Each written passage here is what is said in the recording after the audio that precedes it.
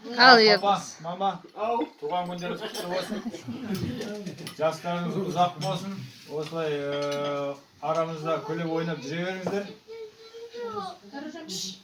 Ал сіздерге де келген қадамдарыңызға гүл бітсін. Тек қана осылай жақсылықта жиналып отыра беріңіздер. Күліп ойнап. Үйіміз осы, шаңырақ осы. Есік әрдайым ашық. Келіп тұрыңыздар. Жаныңызда бара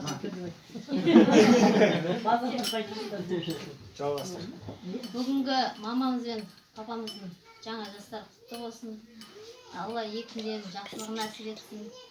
Осы кісілердің арқасында да шапқылап жүре берейік. Ата-анасы бар адам ешқашан қартаймайды. Осындай әулетке келін болып түскеніме өте қатты ризамын. Аллаға шүкір деймін.